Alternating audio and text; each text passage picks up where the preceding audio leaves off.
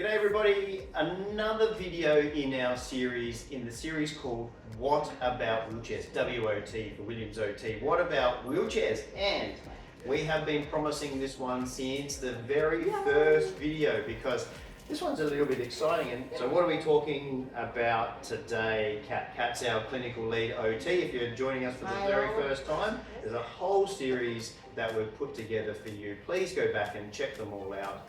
But today, Kat, we're talking about power assist. What is power assist? Okay, so I think we spoke earlier in one of the other videos that a manual chair traditionally is for someone who is fairly able to propel themselves, particularly over shorter distances. But what we sometimes see is our clients come in and see us and say, look, I'm just getting really tired. I can't travel the distances in my chair that I used to be able to. I just need a bit of power to use sometimes when I'm out at the shops or when I'm going up the hill or things like that. Yeah. So they want a bit of extra oomph, if you like, when they're out in the community. So it's a bit like the e-bikes that you see around now, electric scooters, those type of things. Yep. It's the same type of technology that you can push, yes, and then it helps keep you going. Yeah. Is that right? So it is, and well, this one anyway. There are some particular components that we think about when we're planning which might be the best choice for you. Okay, all right. One of the things is how it's controlled. So if you are able to grip the push rims quickly to stop and steer, we might be looking at a rear mounted attachment like Brad is demonstrating here. This is the Smooth. So the Smooth is like an extra wheel with a motor that sits underneath. It clips underneath, you can't really see here, but there's like a rigidizer bar underneath the seat frame. Is it something that clipped onto that? Is it something that somebody can do by themselves? It is not easy to attach whilst you're in the chair. You actually need to attach it beforehand if you're doing it independently and then transfer into the chair. The other thing is these are quite portable. So in terms of weight, they are approximately, and I'm guessing here, I think they're about 8 kilos from memory. So they are reasonably easy to lift for one person, to lift, pop it into your car, pop your wheelchair into the car separately, and that means it's super easy to transport. So that's one of the reasons why you might go for a rear attachment. Yeah, so if you're transferring into the driver's seat, you can build your wheelchair, like transfer it across your body, put the battery wheel pack on the back, build it, and then transfer into the wheelchair, and away you go. Yeah, so in terms of controlling it though, I'll get you to spin around again. Which way, backwards or forwards? No, facing me. Facing you. So what you can see here are some of these, like the Smart Drive or the Smooth, like this. Some of them are controlled via a smartwatch, which you tap the wheel rims and it's all pressure sensitive. There have been a few little technology issues and connectivity issues with that. So this is what we call speed dial. So I better not do that because I was standing flying. But basically what happens is you tap it to activate and it beeps like that. Then you twist it forwards to activate. And then it will actually, and then you click it forward again till it clicks, and I haven't got Ross here to demonstrate this, so I won't do too much. Click it forward again to activate it and turn it on, and then as you push, you'll actually feel it take off. So what you need to do, it will continue pushing. What you need to be able to do is to be able to grip the wheels, to turn the chair as needed, to control, to steer. But if you want to stop, there are two options. You can tap hard to do an emergency brake, or I think you can squeeze on that one, or you can grab the wheels. Okay, so what it means is in terms of reactivity, you have to have pretty good reaction time and pretty good grip to be able to control these safely. So if you don't have those two things, then we might be looking at a different type of power assist option, which is easier for you to control. So this one you push and it keeps you going, Yeah. and then you have to stop it. Exactly. Yep. Yeah. It's not intelligent There in is no regards. There is Yeah. no brake, you are the brake. Yeah. So that's a really important point to remember. All right. Yeah, and they do take a while to get used to. So if we prescribe these, we do a couple of different trials just to get you used to it. And once it's delivered and set up, again, we provide more education and training. You need to be knowledgeable about terrains and going All of that. downhill and down in Yeah. a ramp. You just don't want to propel yourself down No. into a ramp and then keep on going out on the road. The other thing to remember with these is they're also weight tested. So we do need to remember that most of these are tested to around, from memory, about 120, 130 for some of them, but around the 110, 120 mark. That's how much they It's can about push. the maximum. Yeah. All right. Okay. Okay, so that's one. So that's one. So we All right. might just squeeze that to turn it off, I think, or tip it. Oh, no. Oh, now I'm driving. I'll go back. Oh, it's got the power assist. So I'm going backwards. I'm going forwards. Ah, there we go. And then I had to it's grip going to do that. So We might there we just go. leave Now that. we're in There we go. manual. Now we're Very off. good. Whew. Okay. I need a lesson, Kat. I need This one is to do with the actual push rims. It's Pushrim-activated. So these are the e-motion wheels. So what you'll notice, if Brad turns sideways slightly, the motor is actually in the wheel hub. So that means that they are slightly heavier, and what you end up getting is a spare set of, an extra set of wheels which have your power assist motors in the centre wheel hub. They are also controlled by a speed dial, very similar to that, but the difference with this is that you control the speed by the amount of push that you push through the wheel rims. Yep. And then it will adjust according to how hard you push it. So if you give a couple of big hard pushes, it'll take off fairly quickly, gradual build. But again, you need to have the control to grip and to stop. Yeah. You can tap that hard to do an emergency brake.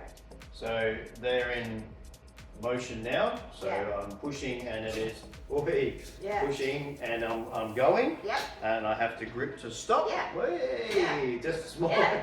Yeah. So it's more of a natural motion. Yep. It really does recognise how much I strength push. you've got, Yep. how much you propel, but you only have to do it once or twice and it will just maintain that. So you give it a good push, it'll build up to that and then you control. So you don't have to keep pushing at that rate. So it's got the dial on here. Whee! It's got the so dial you on there as well. you should have a safety provider.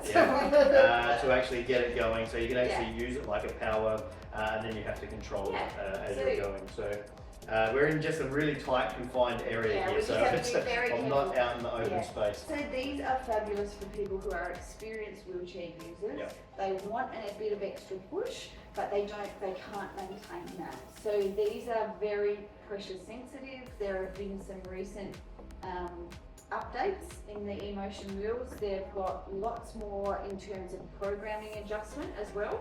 So you can actually adjust how sensitive they are to how hard you can go. Now the wheels are heavier, They are so heavier. lifting them on and off and putting them on and off your Each of- wheelchair, Yeah. and some I think can't be stored sideways or things They're like not that. really designed to constantly take on and off your chair. If you want something that you can constantly take on and off, then you're probably more looking at a rear attachment. These wheels, in terms of weight, they're roughly 8 kilo mark. Yep. So that Each? Yeah, wow. so that does add additional weight to what is probably a quite lightweight chair. So you don't want to have them on and not use them because it's gonna, if you use that in manual mode, that was the other thing I forgot to say, these wheel hubs, you can actually flick forward and back to activate or go back to manual mode as well. Yeah, I'm in manual mode. Yeah. I'm pushing now. Yeah, so if Brad's trying to push in manual mode now, it's going to feel heavier. Yeah. Next step up is for somebody who doesn't have that grip or ability to stop or steer their chair and they really need something that's joystick controlled. These are the E-Fix wheels made by Alba, and they are still wheel hub mounted. So you'll notice when Brad turns sideways, they've actually got the battery the motor in the wheel hub. Now these, you can twist forward and back to engage. I don't know if you've heard that. Yep. We need to do So that. that switches it from manual to powered mode, like that. Yep. Yep, so Brad's all set up. So these are super easy to use. Another thing to remember is you can let go of the joystick. It still takes a revolution to actually stop. So you do need to just get used to that. But doing very well left-handed. Yeah, I'm not left-handed. Okay. So but what's needs to be considered about putting this one on and off? We spoke about the smooth, about putting that on behind the wheelchair. It's not something that's easily done in the wheelchair, but can be done before you get in the wheelchair. The e-motion wheels are additional wheels that go on the outside of your chair, with no other components. That little controller pack just kind of slides on as well. Yeah, so one thing about the e-motion wheels that I didn't say before, I'm just looking for I think the battery pack and the motor is actually in one in the wheel hub. Whereas with the e-physics, underneath Brad's seat, there is a battery pack. So that's something to be considered when you set up or disassemble it. You have to take off the battery, you have to take off the main wheels and detach the joystick. So, which is an attachment underneath the it's not something that you want to do over and over again. Generally you set it up and you use it. You might take it off occasionally, but this is for somebody who really wants to change their manual chair into a powered version most of the time. These are the wheels that we were talking about that don't like to be stored sideways, righto. So we have to be a bit careful about storage as well, very good storage. So this is, I would consider this one a little bit more of your stepping stone between manual chair and power wheelchair. It's more turning your manual chair into a power chair. And when we think about cost effectiveness as well, I can't say the exact price of these because I'm not a wheelchair or equipment supplier. However, if you're looking at a manual chair, which you've already got, then adding something like this, which might be 25,000. So they are reasonable. I might be overestimating there, but around the $20,000 mark. So it is a substantial amount of money. However, when you look at the overall cost in comparison to a full powered chair, and those costs can be $40,000, $50,000. So you do have to look at longevity. You also want to look at transport. That's what I was about to say. The power wheelchair is really not going to fit in a standard car unless you've got a trailer. This one still can. These can be disassembled, you put them in a standard car, and off you go. So, well, I look at this one and I think travelling around Australia, goes in the motorhome, being brought out to be able to get around the community. And in terms of turning as well, because it turns through the main wheel, you've got a pretty good turning circle. Yeah, that's almost on the spot. And you've got the, actually, the other thing I didn't say while you've turned, the anti-tipper bars on the E-Fix wheels. This is a feature that I really like. So while you're disassembling it, you kick that down and it actually stabilises the whole wheelchair on the anti-tipper while you're taking the wheels off. So that's a really nice feature. Alright, well, should I drive this one out of shop? Go for it. And I'll bring in what I get excited about. This is probably something that turns your wheelchair into more like a powered trike, or almost looks like a heavy duty motorbike, doesn't it, in some ways? Oh, I'm struggling to get in because you're meant to put it on after you're in the wheelchair. Yeah, you are. You don't put it on beforehand. You don't put it in before. This is quite a heavy duty one. So just remember when we talk about front attachment power assist, they come in all different sizes. So this is a reasonably large version. Yeah, this one is your long distance, heavy terrain type of one. You can get one with a little small wheel at the front, much more compact, closer to your toes, more portable. I follow a guy who's demonstrating how to travel at the moment. He's got one on the front. He's been on cruise ships and all kinds of stuff, and all over Italy and so forth. He might have been able to get up all the curbs that are in ancient Europe, but with this type of wheel, but his little wheel didn't get up the gutters. But I've seen someone with one of these up on 2 wheels. Wow. Like he's full bore around corners, having a lot of fun in it as well. So the beauty of a front attachment is that if you want to quickly convert your manual chair into an outdoor, almost off-road managed, heavier terrain, uneven terrain, these are really great. You do have to consider turning circle, but the really nice thing about it is it keeps your shoulders nice and tight against your arms, nice and tight against your body. It gives you more steering control, and you are able to operate it with a thumb throttle, I think, on this one. This is a motorbike throttle. It's on low because I am handbrakes. Yeah, so there's handbrakes. So that's the beauty of these. This is one of the only ones that actually has handbrakes for a power assist. So we like that. It's got reverse. It's got reverse. It's also got a little LED screen that you can't really see, but it tells Brad what gear he's in. Yep, and what speed I'm doing. Yep. And it's even got VMAX, There's which a nice is light on the front as well to let people know you're coming. But what you will notice, if Brad just turns sideways slightly more, I don't know if we can do that. Without crashing, I'm not too sure.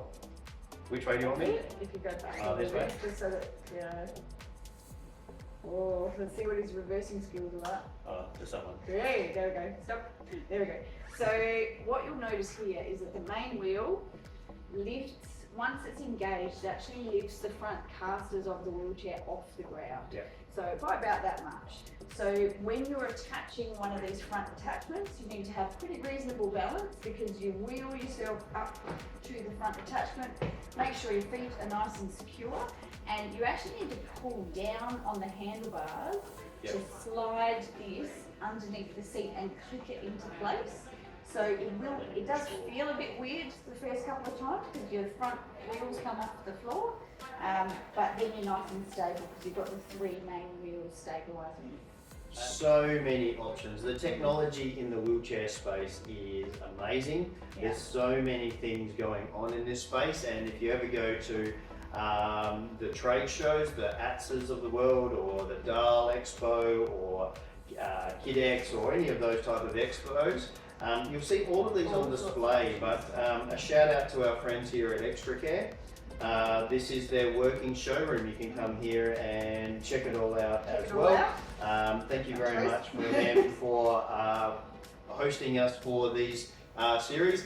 Again, there's even a lot of options in this type of motorbike setup to be able to go from small, slower to big and fast, like this one, off-road type of scenario as well. So make sure you get your assessment done properly with an experienced OT such as Kat, and get the right advice from a provider such as Extra Care, who have given up their showroom and given up their assessment room for us to have a lot of fun bringing you this series so far.